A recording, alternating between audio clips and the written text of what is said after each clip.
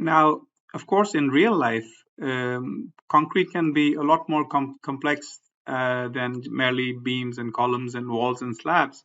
And you can get very complicated shapes, and that's the beauty of concrete as well. But your modeling programs need to be able to handle those shapes as well. So we have in Comosys all these generic primitives. So we have like boxes or cylinders or cones or pyramids or spheres or toruses or so let me talk about the tapered solid, which is interesting. So let me just go over. All you need to do is basically just select a closed loop and it'll create a tapered solid for you. And then if you double click on that, you can give it a height. And let's give it a height of 5 meters. And once you enter it, the box is created. But then you can go on and give it a taper of say 11 degrees. And from all sides, it's going to be tapered inwards to 11 degrees. You can give it minus 11 as well, or whatever number. But what you can do more than that is actually say, okay, the first line would be 11 degrees, but after that, I want 20 degrees. So you can get an even more complicated tapered solid if you want. This really makes it quite convenient. But more than that, we have other very interesting features as well. Let me delete this one. And let's go to the extrusion feature. So you can have, for example, retaining walls with this kind of a cross section or anything else as well.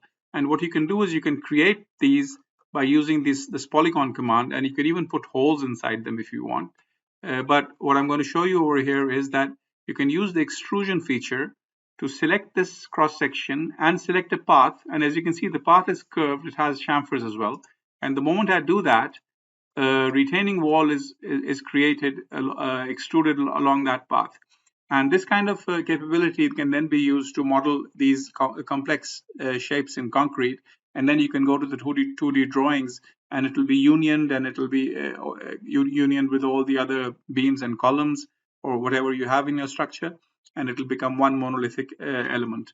Let's do a slightly different example. So maybe you have a ribbed concrete roof in which this is the cross section of the concrete and this is the shape of the roof. Once again, you can go to your extrusion command and you can say, I want this cross section of concrete to go to follow this roof curve, and immediately your ribbed roof can be created, and then you can continue with your beams and columns around it. Like I said, they can clash as well. That's going to be okay. The unioning feature in Comosys doesn't really care about that. It manages to create a monolithic solid on the drawing side. Beyond your extrusion, which is very powerful, like I said, you can even have holes in your cross section and extrude them. But beyond that, you have surfaces of revolution. So, for example, I have this cross section over here, and I want to revolve it around itself 360 degrees. I just go to the surface of revolution command, select that, and select an axis of revolution. And the moment I do that, a surface of revolution is created. So these are very powerful features. Like I said, you have the primitives, you have the tapered solids, but you also have these extrusions and surfaces of revolution.